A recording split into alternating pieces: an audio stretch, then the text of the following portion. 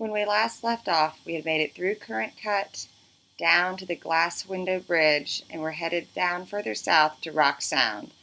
We decided to hole up here for a couple days, knowing that there were some strong winds coming.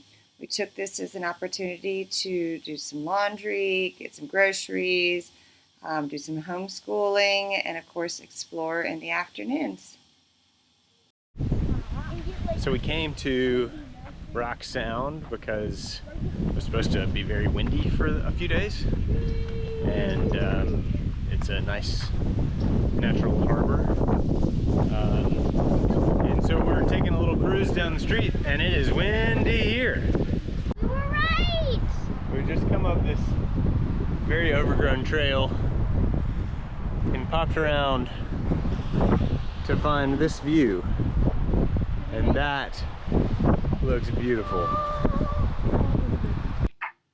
We enjoyed a day at the beach, found some amazing caves to explore, and also checked out a place called the Ocean Hole that is 600 feet deep.